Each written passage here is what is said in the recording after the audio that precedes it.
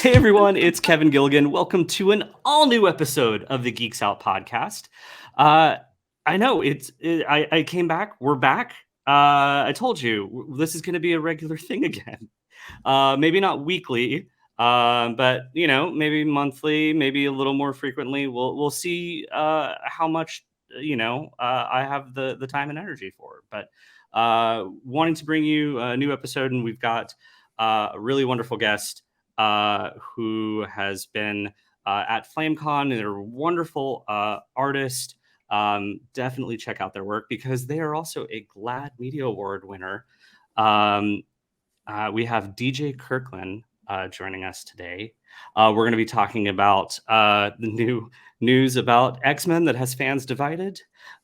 We have announcements about Super Mario Brothers, reveal of DC Pride, and we've got drag vampire slayers.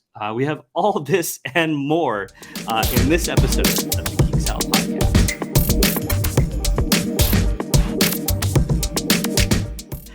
Welcome, DJ. It's so lovely to virtually see you. Hi.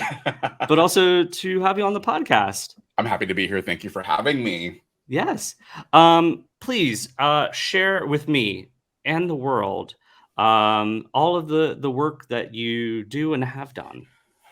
What's wild is to think about like the things that I have done, because I feel like, oh man, I don't know if I've done enough. Have I made my mark in comics yet? But for those of you that don't know me, my name is DJ Kirkland. I'm a professional comic book artist and writer. And some of you might know me for my work on the graphic novel The Black Mage, which came out in 2019. That was published by Oni Press. So this is the gorgeous, stunning, and beautiful hardcover edition that I got to design myself with the help of the design team over at Oni. They killed it. I love it. And I also, with Oni Press, worked on the Dream Daddy comic adaptation. And me and so many incredible friends worked on this together, which was such a fun project to do. Notably, I worked on a story with Josh Trujillo, who we both know and love deeply.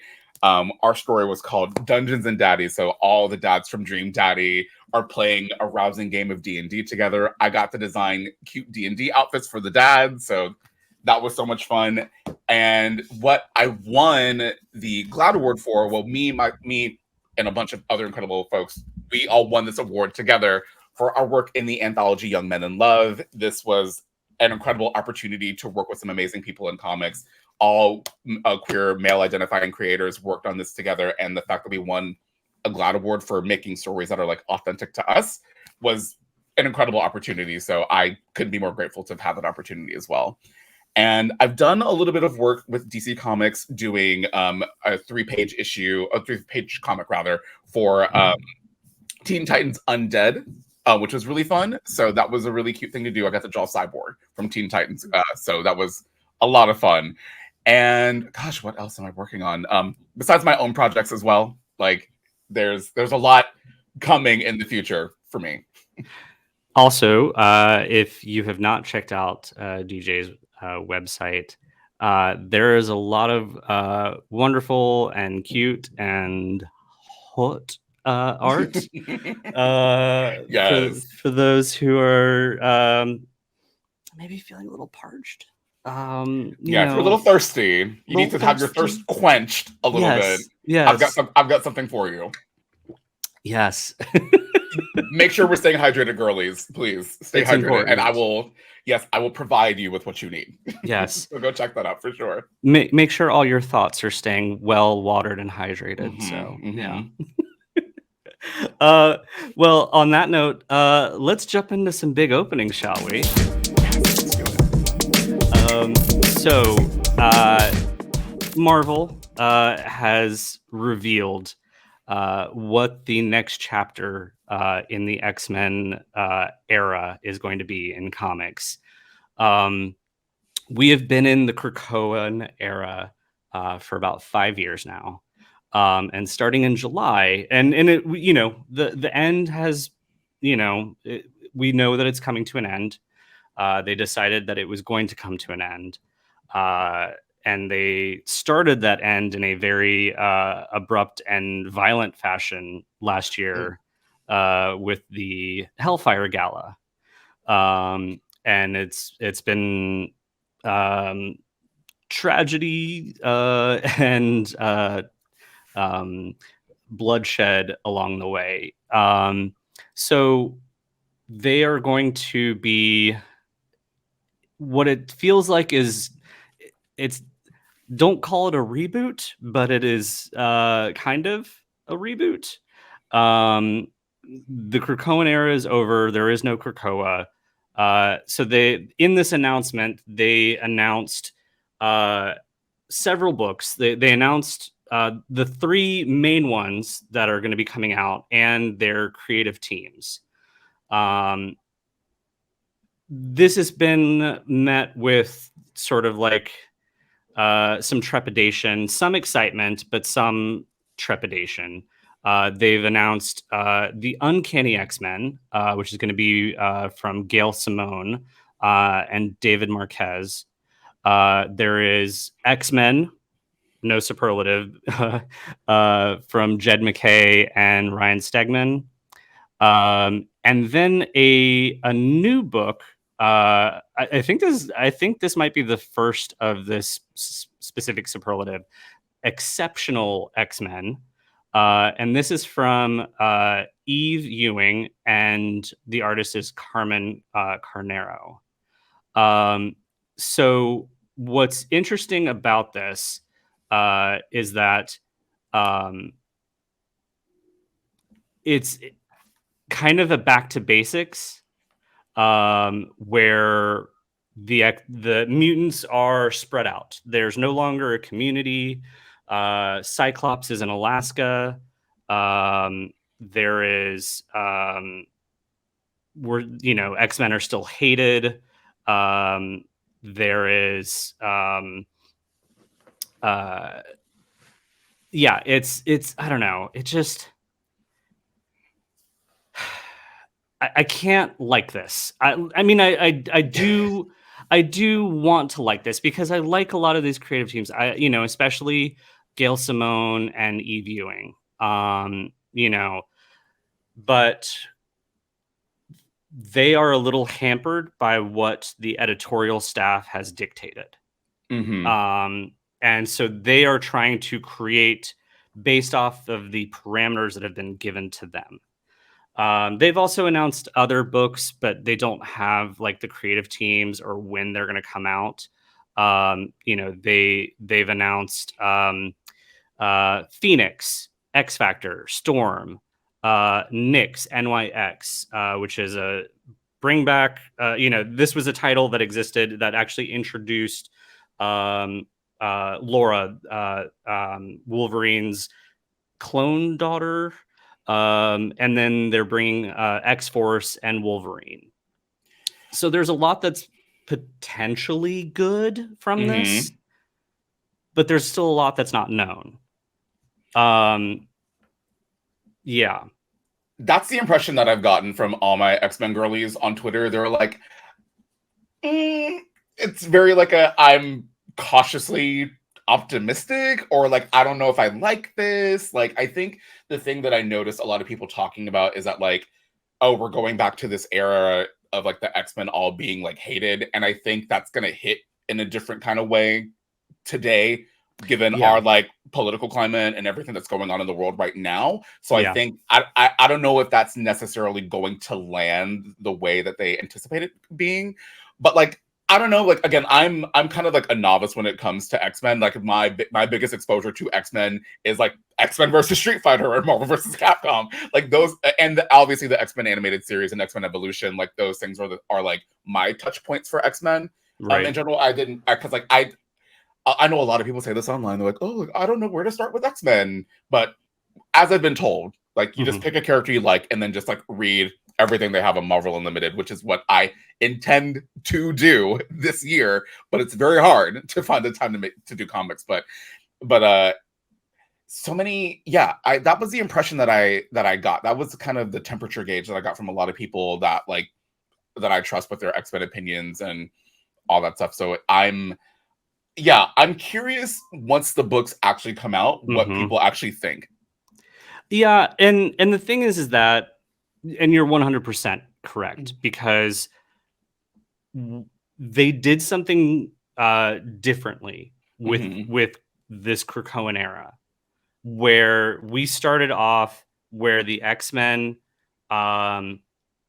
they've succeeded. It is a height of prosperity, where mutants are united. They are a world power.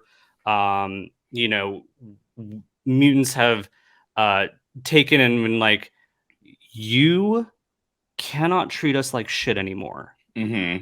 We are a people. We are a world power. You are going to treat us with respect.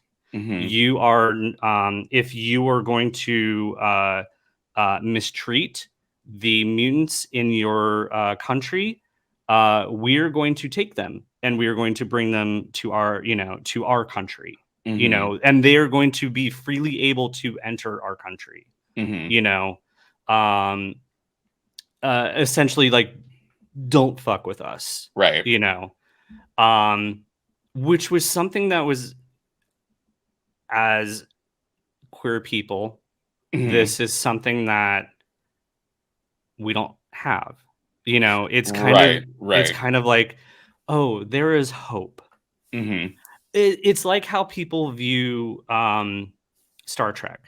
Star Trek is like a hopeful view of the future. Right. There's conflict still, but like there is something that is aspirational to it. Yeah, because it feels like, to me, from my limited knowledge of Star Trek as well, like the it's like the things that are like super big, like talking points and like things that are very contentious in our world today are like relics of the past in things in Star Trek, like queerness, gender identity, expression. Like those things are so far removed from that universe where it's like a non-issue. Even like poverty, like like they're like, yeah, we don't have that. There is no people that are going without. There's no money. There's no like currency. So to go from this, and where all of the bigots have joined together to destroy this world. And like, even if they, at the end of the Krakoan era, even if they don't win, even if they don't, like, they're defeated, that, or like Orcus, they're the combined powers of people that hate mutants have come together. That's the organization that they've all organized under. That they're defeated and they don't have a structure anymore. Like no one's like, oh, Orcus, we already know that Krakoan is ending. So the community and structure that was there is going to be gone. So they've still won, where mutants are still on the run, persecuted, hated. And, we know that this is the reality that we're going into. Based off of this. And I understand, because X-Men 97 is coming out and they're wanting to more, get in line with what is the stories that are being told there, and like the makeups of those teams. I understand that, because they're trying to get newer readers to come back, having an easy, intro into the world. I understand that. Yeah, I understand that too. But at the same time, like, you have sacrificed this world, and the people that have been reading along this, reading this world and enjoying this world, and you're completely destroying it in the hopes that new readers are going to come in. And I have like this fear. And the thing is, like, they've brought in great, writers. They've brought in a, diverse group of writers. And although the initial, offerings of teams is very lacking in diversity. but we've got Gail Simone, we have Eve Ewing. It feels like they are being set up for disaster. Yes, that's kind of what the energy that I've been getting from folks on social media about what this new era has in store. So yeah, like I think about this in comparison to something like One Piece, right? So like as of recently, like they announced that they're going to do like a new One Piece anime, and Okay. I think that makes sense, kind of, only Right. because like what for those of you that don't know, One Piece is a very popular anime that's based off of a manga written and illustrated by Ichiro Oda, and it has over 1,000 episodes in the anime and over 1,000 chapters of over 1,000 chapters of the manga as well. So it feels impenetrable to people who have like a passive curiosity about it, because there's so much comic, or there's so much show to watch. Right. So them making something new with the success of the One Piece live action that was on Netflix that came out a couple months ago, that we need to find a way that we can bring in new viewers, new readers, whatever that may be.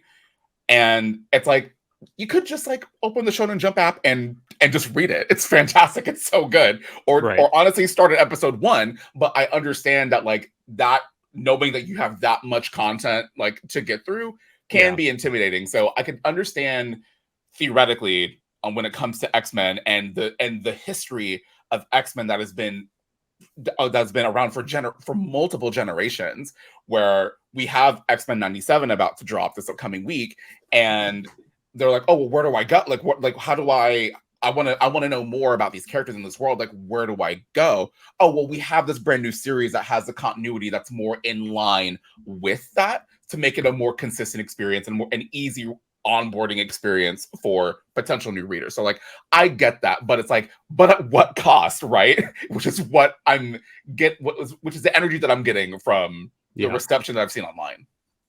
Yeah. So, I mean, again, it's kind of a wait and see. It's there's definitely going to be like this mourning process. Oh yeah. Especially given the the team lineups that we know. We know that it's going to be the Uncanny with Gail Simone. It's going to be a team that's led by a rogue, featuring Gambit, that's going to be set in New Orleans, and also feature Jubilee, Wolverine, and Nightcrawler. The X-Men minus a superlative is going to be led by Cyclops, featuring Beast, Psylocke, looks like Juggernaut, Ileana. Or no, it's actually, I think it might be led by Magneto. Magneto is in a chair hovering, is what we're seeing. And then it's also going to have Quentin Quire, and then character formerly known as Oya. Oya, who is a young black female character, and they're changing her name to Temper, which we'll see, but also feels like maybe they should have had a little more diversity in that room and that decision of like, a character who has fire and ice powers, and then changing her name to Temper. A young black woman with the temper. Sorry, named Temper. Needed one more pass. There needed to be a black woman in that room. Somebody black. Somebody there to be like, we'll see. Like, again, I don't go here, so I don't need the X-Men girlies coming for my neck, because like, listen, I want the best for y'all. I want the things to be good. I want y'all to have a great time. I hopefully that with this, you're gonna wait and see. And I'm excited to see the thoughts of all my girlies that love X-Men, Yep. And hopefully it's better than what it sounds like in terms of its initial reception. But I just want to see more Russell Donovan covers because Oh my honestly, god. Oh. That's the storm design is literally perfect. Like you can't like you. Yeah. Yeah. I like it's perfect character design. Yeah. Russell Donovan, girl, Yeah. mama, you ain't that. And the other book, Exceptional X-Men, is going to be led by Kitty Pryde, or Kate Pryde. Not sure how she's going at this point. She was Kate when we left off, but maybe, reboot. And then Emma Frost is there, and then they're introducing 3 new mutants that they are going to be teaching. They're called Bronze, Axo, and Melee. I don't know who is who from the image. Yeah. But yeah. But I guess they are calling her Kitty, or at least Eve is in the interview that they did. So we'll see. I'm curious as to the other books that are lined up for this for the X line, but right now it's a lot of pouring one out for what could have been, and also trying not to draw too much comparisons to the current world that we live in. I know Marvel is supposed to reflect the world that we live in, but it's a little too close to home. Yeah, so I'm like, ooh, we'll see. Yeah. That's what I kind of bristled at that. I was like, ooh, yikes. Well, DJ, bring me some good news. Bring me something happy. What is in your big opening? What is bringing you light right now? So for my big gaping opening, there's going to be another Super Mario movie in the set of the Mario movie universe. So I'm glad on Mario Day this year they had a quick little announcement video saying that they're making another Mario movie. Which, I mean, obviously after the reception of the Mario movie, how much money that movie made hand over fist. I have a Princess Peach movie version, like little toy that I got. Like it did so well. So like, yeah, duh. Like it's of course they're going to make another Mario movie. Of course they are. Of course they are. They like money. Yes. Yeah, like any capitalist queen, they love money. So of course they're gonna make the thing that's gonna make them more money. Yeah. And will I be sad for the other Mario movie? Absolutely, I will. So I just hope that this one has like more story. Well, but yeah, from what I understand, it's maybe not a sequel. It's just another one set in this world. So I heard like rumblings that it might be a Donkey Kong movie, which that would be cool. Like I would love that. I think that would eat. I think that would absolutely eat if they made a Donkey Kong movie.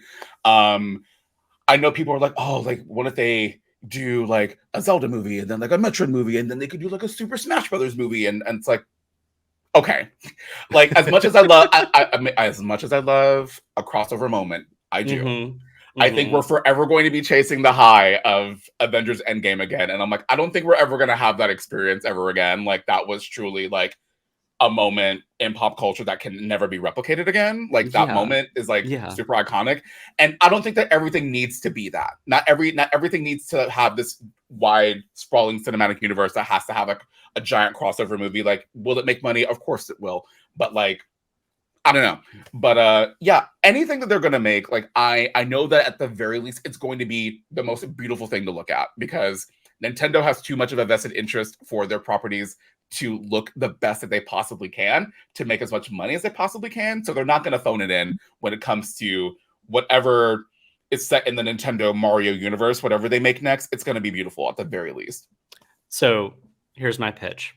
Okay. So yeah. Next one is Donkey Kong Country inspired. Diddy Kong is involved, and then they do Super Mario Brothers 2, and then they do like a Link movie,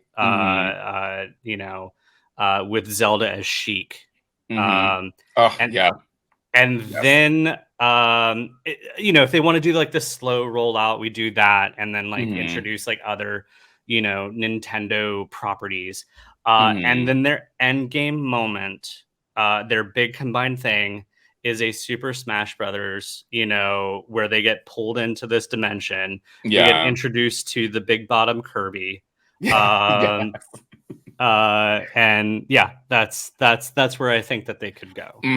Yeah, because I mean, like the way that like even Smash Brothers is set up initially, like when you think of like the original game on Nintendo 64, it's like reaching into a toy box. Like the master hand is like a kid's hand reaching into their toy box and like having the characters fight each other. You could even play off of that idea and make a whole movie based off of that. So it kind of has like almost like a Toy Story element to it, and then bringing these characters together, pulling them out Lego of their movie. respective pulling them out of their respective universes and putting them on like Final Destination or whatever. So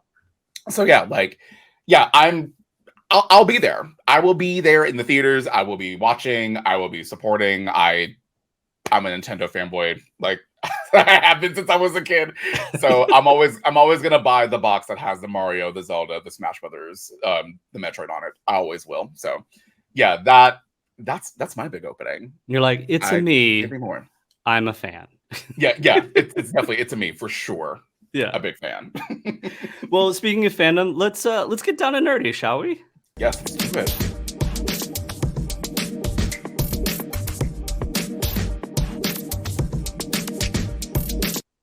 Yeah, good vibes only. Yeah, I love that this transition music. It's cute. Yeah. I haven't gone out to the movies in a bit. I was wanting to. I had like, my broken body issues. So I was just like, all right, it's a lot of indoors. I did catch Damsel, which is a new Netflix film with Millie Bobby Brown. And like based on the trailers, like it's Millie Bobby Brown and Robin Wright as kind of like this evil queen. Yeah. The whole setup is like there's no knight in shining armor to save this she's gonna save herself. Yeah. The concept, not any sort of spoilers in this because it's in the trailer. Millie Bobby Brown is marrying a prince, where royalty from different kingdoms are brought together, and that's how they unite their lands or whatever. So she meets this handsome prince and they get married. And there's like this big ceremony, and Robin Wright, oh, welcome, blah, blah, blah. And then she is there's a carrying over the threshold kind of moment, and, where he picks her up and then he throws her into a pit. Oh my God. Where there's a dragon and she's, fighting to survive. What I did not anticipate was that Angela Bassett is in this film. Did she do the thing? Did Angela Bassett do the thing? I mean, kind of. Like it's just like she showed up on screen, and I had a moment of like, if I didn't know any better, that I'd say that was Angela Bassett. Yeah. And then like credits, the title credits, I'm like, wait, shit, that's Angela Bassett? That's Mother. She's in this movie. What is Angela Bassett doing in this movie? Like, so it's a different take for her. It's a different character for her. I would have loved to, I always love Angela Bassett doing more. So of course, it's not like she doesn't do things. It's just I would have loved for her to do more. It's a very much a feminist story, and there's a lot of great action sequences. It's definitely a Netflix action film where there's some CGI moments that you're like, ooh, okay. But it's still like there's still a lot of like really great shots. There's some really good performance and action scenes and like set pieces. It was a lot. It was fun. Also, I am watching Shogun, which It's on is my an watch list. It's on my FX list. on Hulu series. Mhm. It is so good. That's what everybody's saying. It's right there, waiting for me to start. Because we've had a number of series movies that are set in sort of like feudal Japan Yes. that are very much like outsider in kind of viewpoint. Hmm. There was, we had Memoirs of a Geisha, which, it was a good movie, but it was a lot of like, and here is what this, it was very Yeah. presentational in a lot of Hmm. things. Still great movie, great performances. Yeah. But this one is very much like it feels history. There's like historical basis to it. Yeah. Um, and it's still, while there's an British character who is sort of our intro into this world. Hmm. Um, the world is still centers around the actions going on in the country. Yeah. And it is set up that way. They majority of people are speaking Japanese, and Yeah. it's all, there's subtitles. On Hulu, they have a dubbed version, but I tend to not go with those because, Yeah. yeah. Um, there's a lot of great performances. There's a lot of great intrigue. We get some butts. We get some Love. nudity. Love. And yeah, it's a fun historical drama, told by Japanese people, featuring a largely Japanese cast. Hmm. And they actually didn't film it in Japan. Hmm. So, which you don't see a lot of Japanese set things like Yeah. films or things that are not filmed in Japan that use a Yeah. largely Japanese cast. Yeah. You know, a lot of times they will, like, oh, well, they're Korean, so, it's Yeah. fine. Or,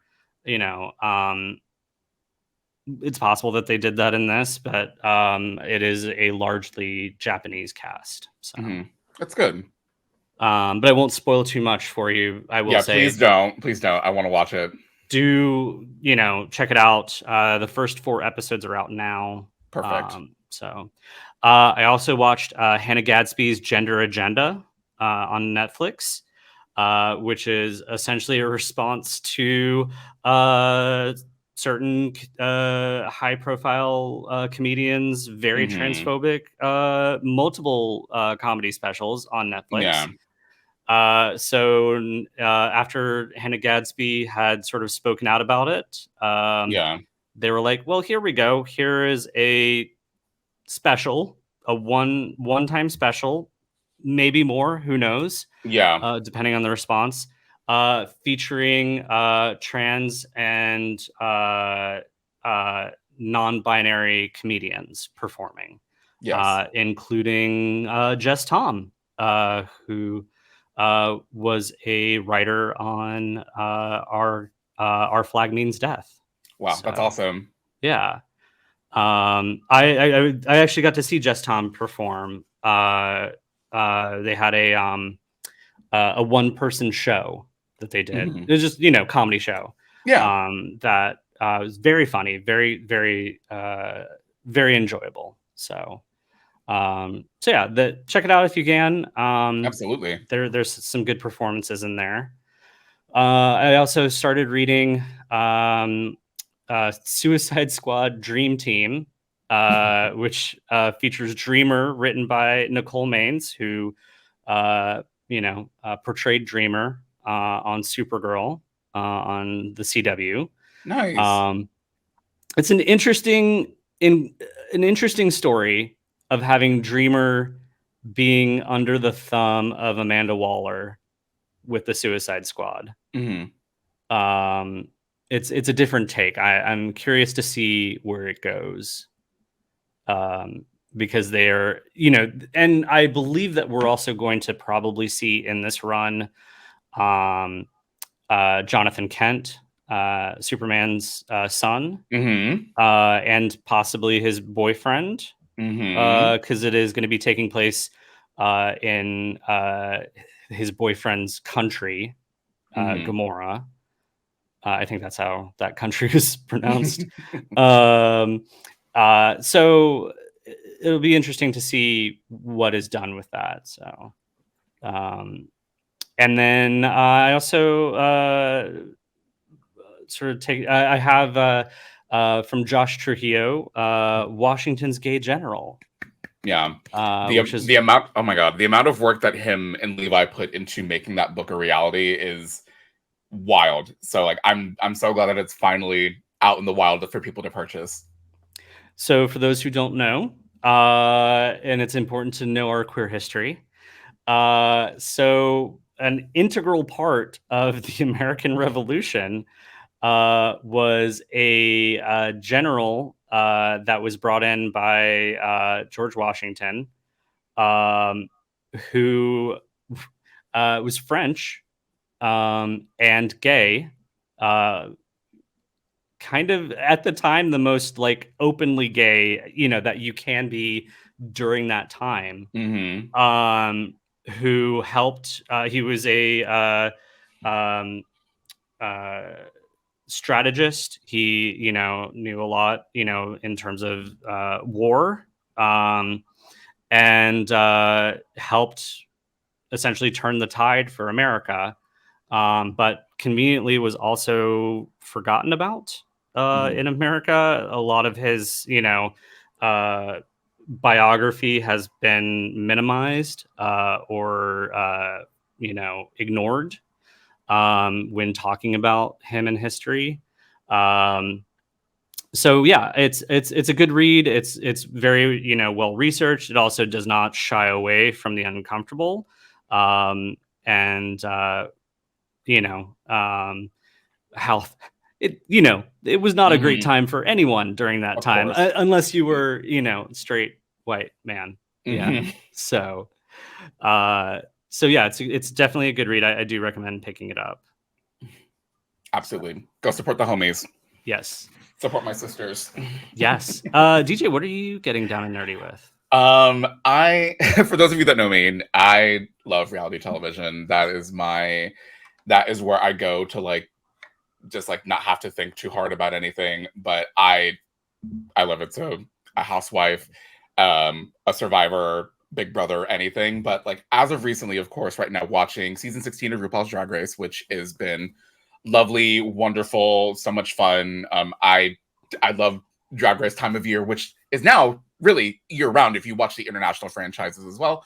But if you're only watching Drag Race US, this time of year is always very interesting online. I'll say that for sure. But yeah, we have our little Drag Race viewing parties every week at our house, and we discuss, we laugh, we have drinks and everything, which is always so much fun. I'm also watching the current season of Survivor. It's season 46. It is so good as expected. It's if you just love competition shows, Survivor is a great one to watch. Me and my husband didn't really know what Survivor was all about during COVID. So when we were in the thrusts of lockdown, we're like, well, we're home, so let's go see what Survivor is all about. And then we basically watched a top 15 season list of Survivor, and after one we were hooked. So basically we've watched every season that they've made brand new since the pandemic. So they've done 6 seasons since COVID has happened, and it's incredible. It's better and better every time.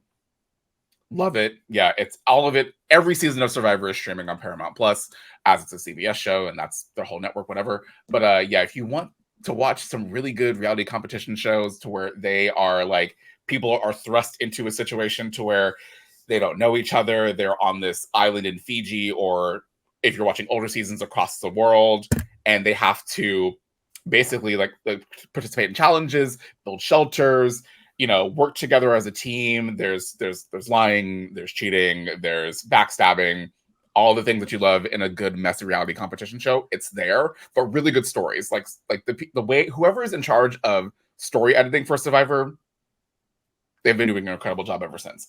But and then the other breakout reality competition show that's taken social media by storm is Traitors season 2. The first season of Traitors came out last year and was half reality television stars and half like regular folk that all auditioned to be on the show. Yeah. But season 2 is just a cast of reality television gold royalty, people that have been in reality television for like well over a decade. So you have people from the challenge like CT and Trishelle, you've got people from Shaws of Sunset, you've got people from The Real Housewives, you've got people from Big Brother, like you've got people from Survivor. Like it's like people that have made incredible TV moments in reality television all on one show together. This is quite literally like the Super Smash Brothers of like reality competition shows. To circle it back to Nintendo again, but yeah. It's really incredible. It's basically just like a very like bombastic televised game of playing Mafia, and it's so ridiculous and over the top and fun. And there are people that are on there that are really playing this game like seriously, that are really like getting into it, and some people that are like that have absolutely zero idea what's going on. So the dichotomy of people that are like super invested in the game and super invested in like forming alliances and like figuring out who's a traitor and who's not, and like trying to like set up traps to get people to reveal if they're traitors or not. Like it's so good. And then you have people that are like, I don't know what's happening. And that dichotomy, I think I love it. It's so deeply unserious. Like I love it so much. And in terms of animated things that aren't reality television, because I do watch lots of other things that are not reality television, I'm rewatching Avatar: The Last Airbender, the animated series, after watching the live action series, which I thought was fine. I thought it was fine. It is just okay. And I know a lot of people are up in arms about the show, but the thing is, the original show didn't go anywhere. It's right there on the same platform that the live action is on. Yeah. And do you want better?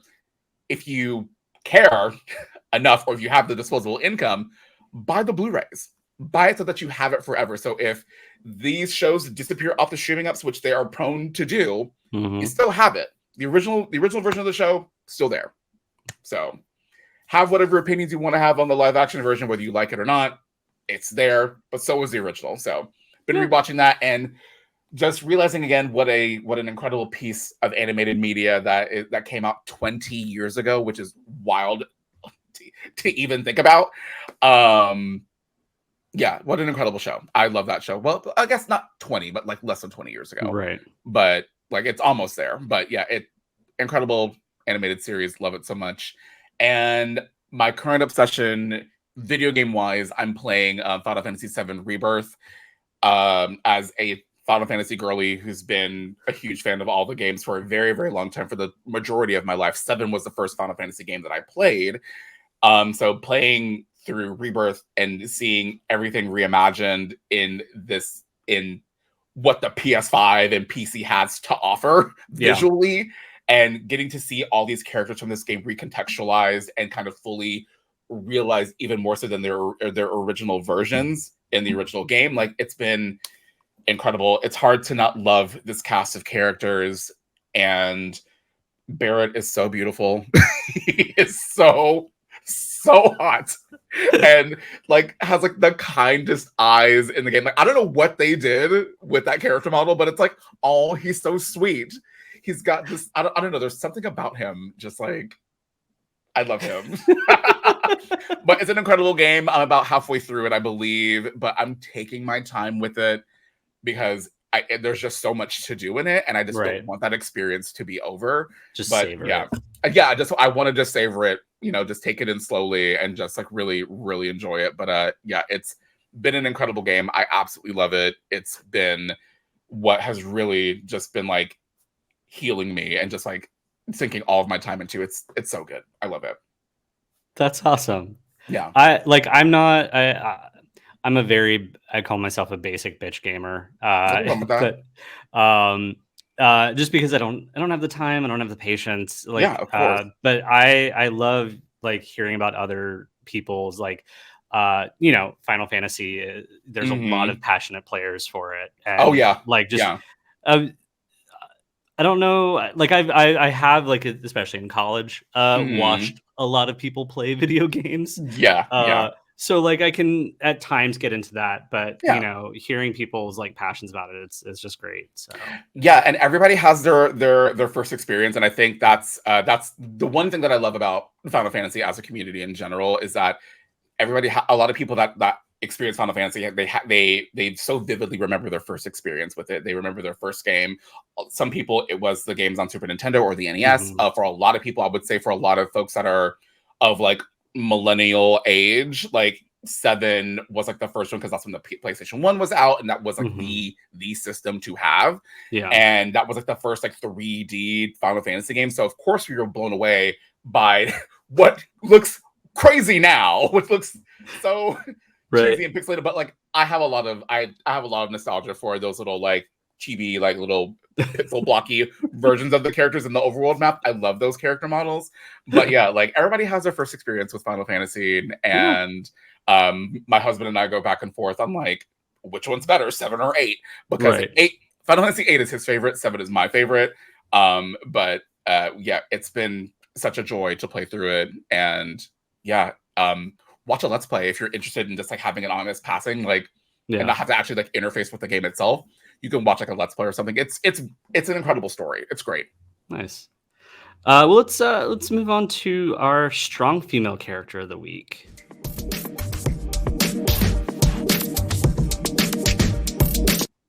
I feel like I should have like cucumbers over my eyes during that transition music, like just like sitting in a spa. Just in a spa. Yes. Yeah.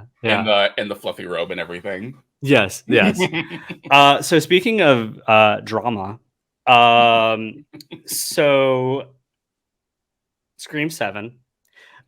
Scream 7 has new life after it has been thought to have just died off. Yeah. All potential died off. So TLDR, Scream 7 is being produced by Spyglass Entertainment. After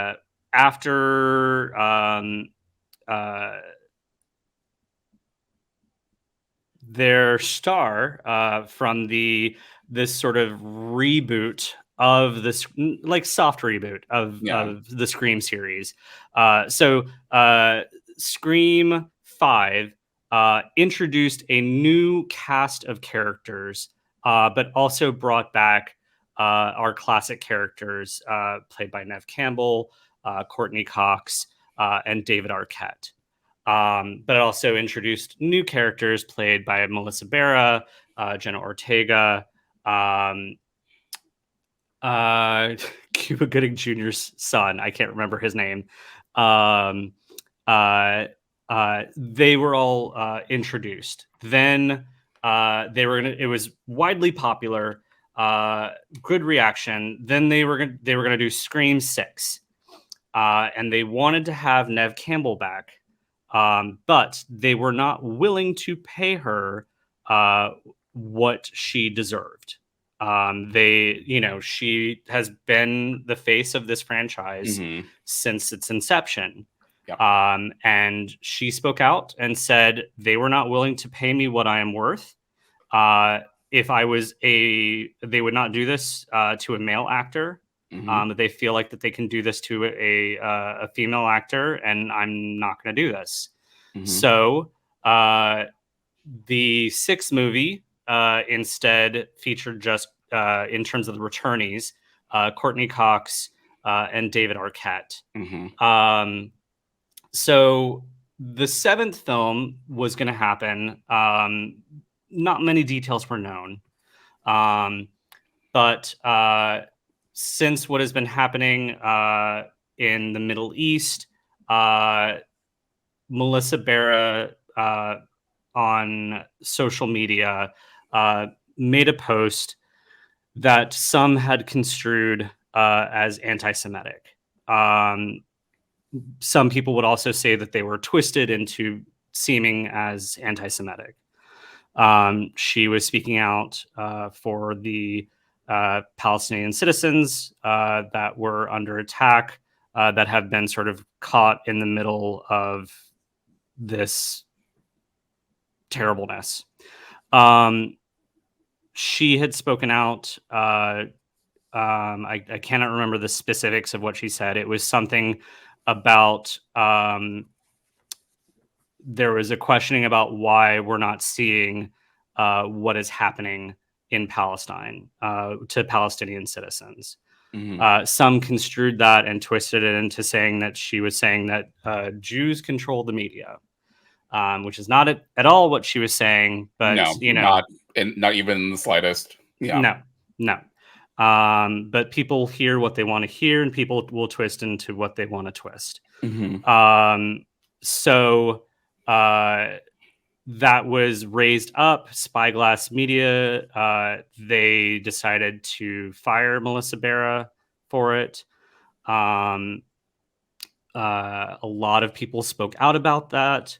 Jenna Ortega had also announced that she was not going to be doing the project. She was leaving it due to scheduling reasons, but I'm sure that, the firing of Melissa Berra was an easy way for her to say, yeah, I was going to. You could get a sense that Jenna Ortega, she might have tried to make something work.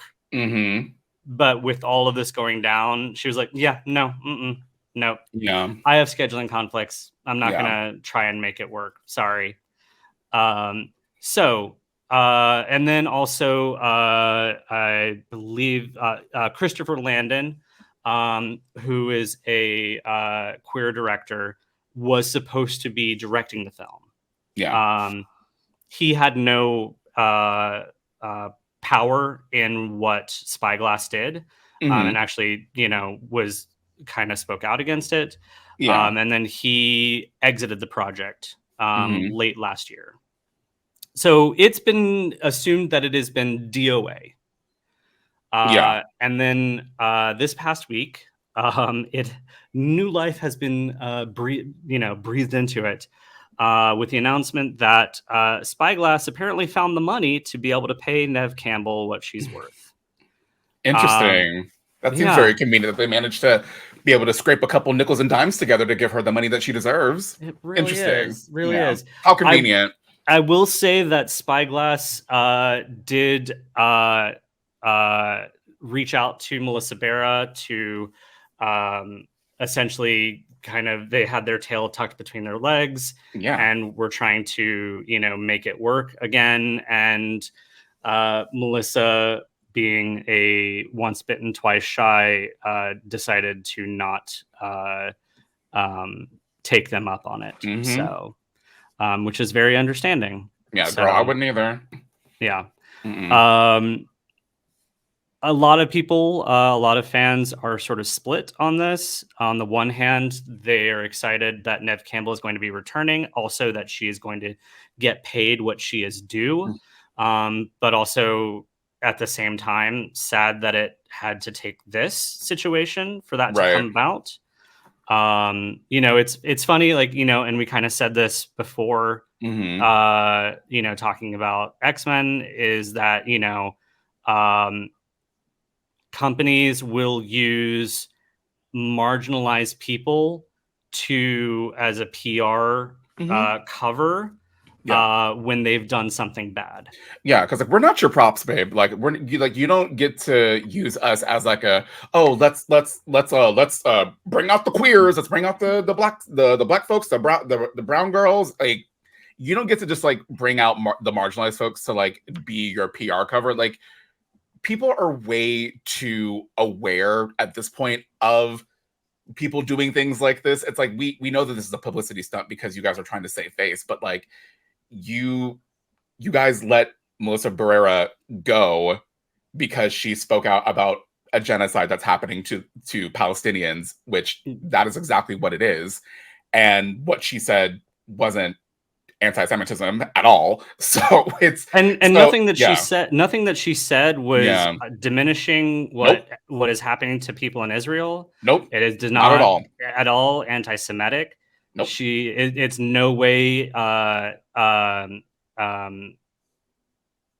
in line or sympathizing with Hamas as terrorists, or sympathizing with the government of Israel, which are the people that are controlling things in this area, not Jews. So, they also had announced with Neve Campbell that Kevin Williamson, who is the creator and writer, of the Scream films, is going to be directing this, and it's his first time directing one of the Scream films.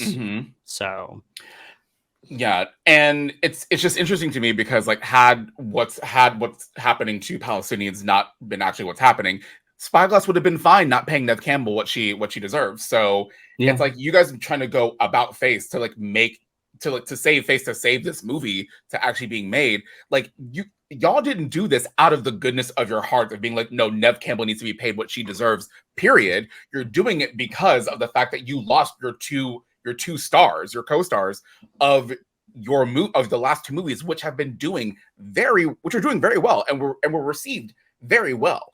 So this isn't like this is so obviously a publicity stunt. This is so obviously trying to salvage this film to be made. Like you can't pull one over on audiences today anymore. So like it's not giving what they thought it was giving. Like it's just not. Like no, not at all. It's a very bittersweet thing in terms of like seeing Neve Campbell return to this and getting her flowers. But unfortunately, those flowers are dead. So we'll see. We'll see if there's any sort of mea culpas from Spyglass coming forward, depending on people's reactions and going forward. I don't know. I shan't be watching. Y'all can tell me about it. I do go and see it. I won't be there. I'm not stopped for that one. I'm afraid. I'm so sorry. Well, let's happier things. Let's move on to happier things. In This Week in Queer, so DC has announced their annual Pride celebration, which includes not only the DC Pride anthology, which I think might feature some art from a certain someone on the screen that's not me. Yes. Yeah. I'm excited that I'm one of the artists that's going to be part of the DC Pride 2024 issue. I'm super excited. I get to do this 10-page comic with one of my classmates who we haven't collaborated in, I want to say, like 15 years. We went to SCAD together. His name is Jarrett Williams. He's incredible. We haven't done a book together ever, which is wild. So it's like us coming back together this many years from being in college together. So I'm excited. I get to draw Superboy and his boyfriend. Yeah, it's gonna be cute. I'm not gonna get into too many details, but it's gonna be cute. I'm really excited. Fair. It sounds exciting. The covers themselves are just amazing. We get the main cover is from Kevin Wada, who is just an amazing artist who we love. Yes, Claps her art, my sister. Yes. We also have one from Babs Tarr, featuring Poison Ivy and Harley Quinn. And then we get a 2-page spread from David Talaski. My sister, yes. It's wild that like everybody that you named, we're friends, we're besties. Like it just feels so. It's amazing to be like in company with these people that are just absolutely killing it with everything that they're doing, like in this space. Like it's wild. It's wild. It really is. It's wonderful to see great people do great things. Yeah. So including yourself. So thank you. It's the book is also it's going to feature an autobiographical story by Phil Jimenez. and it also is going to have a story featuring Dreamer, written by Nicole Maines and Jordan Gibson. There's going to be one featuring Poison Ivy. There's going to be the one that has already been mentioned by you with Superman, Jonathan Kent. It also says in this promo piece, it also features Jay, his boyfriend, Bunker, and the Ray for Boys Night Out. Yeah. There's also there's also a story featuring Steel and Tracy 13, and then also Aquaman, Jackson Hyde, and then Circuit Breaker, a new feature featuring Circuit Breaker, who was introduced in one of the previous Pride anthology story books. And then a Blue Starman story written by Al Ewing, which I think might be one of his first DC stories. Al has mostly been Marvel as of late. So exciting. They are also going to be doing a book celebrating and honoring the life of Rachel Pollack. It's literally called DC Pride, a celebration of Rachel Pollack. It is going to feature, it's going to be a spotlight issue celebrating her. It's a one-shot reprinting the debut of the character that Rachel created, Coagula, which is DC's first transgender superhero, who was featured in Doom Patrol. And it's also going to feature a short story from featuring Coagula. And it is going to be written by our very own, our editor-in-chief of our blog, Joe Corallo, who was Rachel's longtime friend and collaborator. So exciting. So exciting. If you don't know about Rachel Pollack, you really should. She was a pioneer. She was a trans creator in comics, who was one of the first out trans creators working in comics. And she was doing the work, she was putting the representation, she created this character Coagula. She did sort of the unthinkable and sort of a follow-up of a historic run of Doom Patrol, and went further. And Grant Morrison has called her run, has extolled the greatness of her run. So DC is also going to do they've been doing this throughout the year, something called Uncovered, which is just a book of variant covers from different, issues and stuff. So this is all going to be DC Pride covers from over the years. Love that. They're also, of course, going to, through the month of Pride, there's going to be Pride variant covers to different comics, and including ones from Betsy Cola, Skylar Partridge, A.L. Kaplan, W. Scott Forbes, Bruca Jones, Don Aguilera, Fatima Wajid. I'm sorry if I'm butchering names. Angel Solorzano, Phil Jimenez, and Nick Robles.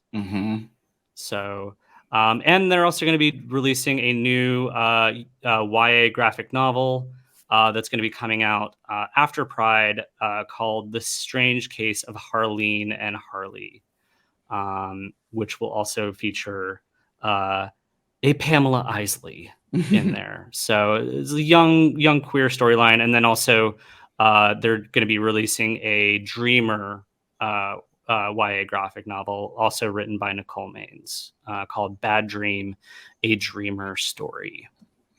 So, I mean, DC has, as each year, has put their money where their mouths are, and continue to feature queer creators, queer stories, not just in the month of Pride.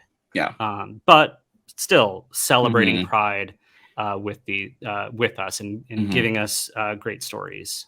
Yeah, and the Pride issue drops May 28th. So go ahead and get your orders in with your local comic book shop. Like, support the girls, support all of us. It's gonna be really good. There's the amount of talent that's in the lineup for DC Pride this year is out of control. So yeah, like this, I never thought in a million years that I would be working like doing a DC comic ever with my like hyper anime influence like art style. Like I'm happy to be here. It's really exciting. It's gonna be so cool. I look forward to it. Yeah. I'm also kind of looking forward to our clip of the week. It is a trailer for a movie that's coming to Tubi. It is a trailer for a movie called Slay, which the movie is drag queens versus vampires. It features several drag race queens, including Trinity the Tuck Taylor, Heidi in Closet. I'm blanking. Caramel from Drag Race UK. Yes. And Crystal Method as well. Crystal Method. That was, I was trying to think of Crystal Method, and I was like, clown. Yes. Yes, absolutely. It seems that the storyline is these drag queens are on a road trip and go to this gig that they have, which ends up being at a dive bar somewhere. It feels kind of like Texas-y, southwestern, a lot of southwestern vibes. Yeah. Getting a lot of like From Dusk Till Dawn. Yeah, biker bar type of vibes, that kind of energy. Yeah. Yes. So they're still going to turn it out. And then vampires happen. And so they're kind of stuck in the bar with like vampires around. So yeah, there's a lot of strong From Dusk Till Dawn, you know, if you've ever seen that movie. With George Clooney and Quentin Tarantino and Salma Hayek. So it looks stupid, but it looks fun. It looks fun. Yeah, just like a silly, campy, cheesy kind of like a movie. I'm excited about it. I'm glad that we're seeing girls from other Drag Race franchises being able to have opportunities like this, because Caramel, who's originally from Atlanta, has been living in the UK for a long time and has been known in the UK as like a really incredible performer. So it's great to see her kind of cross back over and like do things and be able to like have her moment, because she was one of my favorites in that season of Drag Race UK. So I love all the queens that are in it. I think it's a good group of girls that I think have a lot of chemistry. So it's going to be cheesy. It's going to be over the top. It's going to be fun, but I'm most excited to see their outfits. So I'm in. I can't wait to watch it. Yeah.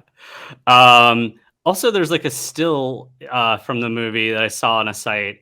And it looks like, did you watch Queen of the Universe? Yes, I did. Do you remember the bearded queen that was kind of like operatic? Yeah. It looks like she's in this as well. Oh, cool. That's awesome. Yeah. That's amazing. I love that. Yeah. So that's coming out soon, very soon. So.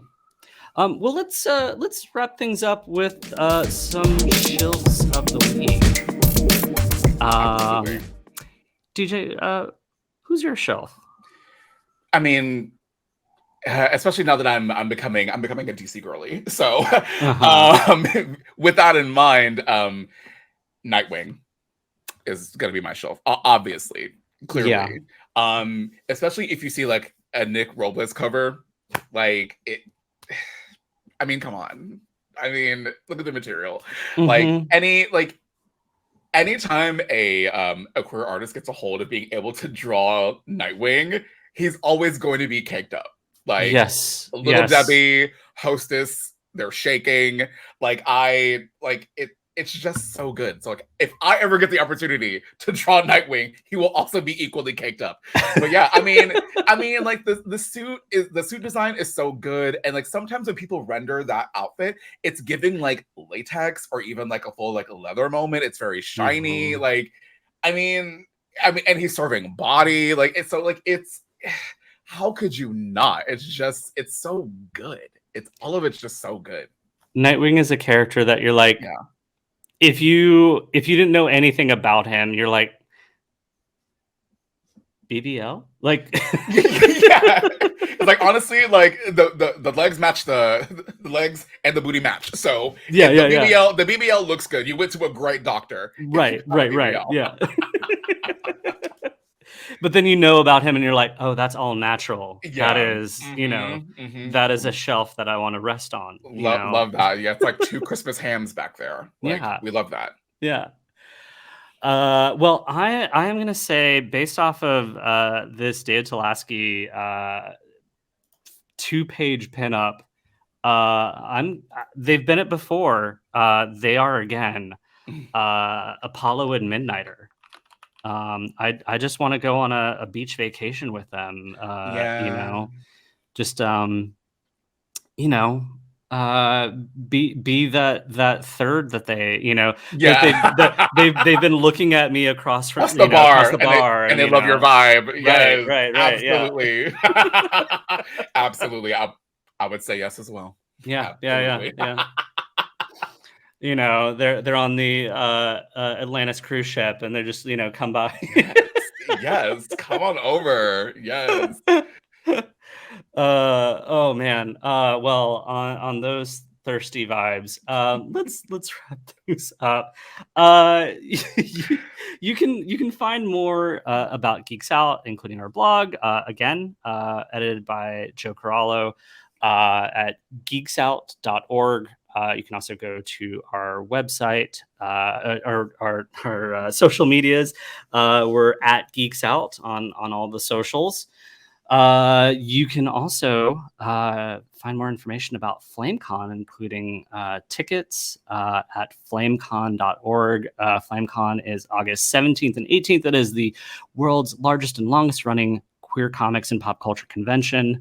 It is our 10-year anniversary. Congratulations! That's a big deal. That's a very big deal. Thank you. Again, we have hopefully lots of great things in store. Maybe expanding. Maybe who knows? I don't know. But there may be more to love this year. But we've got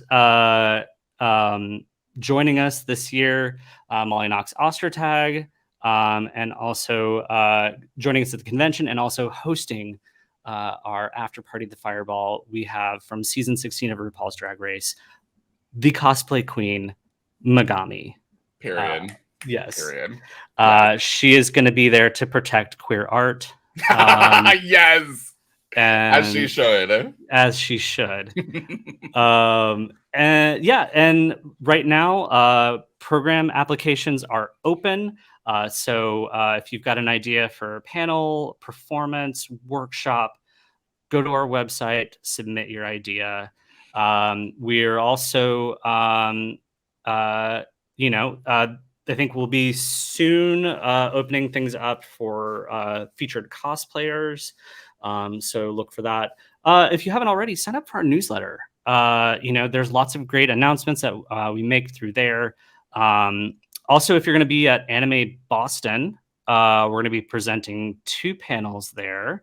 So you can find out more. They're going to be posting the programming information soon. So you can always find out then. But if you can't wait, we have our programs are going to be category is magical person realness. Yes. And then we also have it's a serve, queer themes, and I'm gonna butcher this. Haiku. Like a haiku or a haiku, like the volleyball, volleyball Haiku. manga. Haiku. Thank you. Yeah. I am not an anime a well-read or well-watched anime You're good. viewer. So but thank you for the assist, DJ. Of course. Thank you for lending your expertise. As a resident manga diva, I got you. Thank you. So those are going to be both happening next weekend, March 29th through the 31st at Anime Boston. And we are going to be doing a spring event here in New York. So keep your eyes peeled for more information on that. That'll be announced on social media. So you can find me on the socials at Gilligan_McJew. DJ, where can people find you? And tell us more. Absolutely. So you can find me on the internet at the same name everywhere. It's Oh Hey DJ and pretty much everything. You want to see me scream about Sailor Moon on a regular basis, that's where you can find me doing the most. But yeah, so you can definitely check me out on social media on all platforms with the same name. And yeah, get ready to pre-order that DC Pride issue. It's going to be great. It comes out May 28th. I'm currently working on a graphic novel right now, tentatively titled The Fine Line, which is a queer romance graphic novel that's about a bunch of chubby 30-something gay men and male identifying people that are just trying to like figure out, what are we in our relationship? Like, what is going on? Like, what are we doing? It's messy. Let's figure it out. So working on that. That's coming in 2026. But just be on the lookout for me at various conventions. In the meantime, I'm going to try to make my way to FlameCon again this year. I had a blast last year, so trying to make my way back in there again. So yeah, you can just find me online. You can see where I'm going to be at. I'll be in Atlanta for MomoCon at the end of May. So if you're in the Atlanta, Georgia area, or you're coming to visit, come see me at MomoCon. It's going to be a blast. Awesome. Well, that is it for this episode. Until next time, we're out. Bye.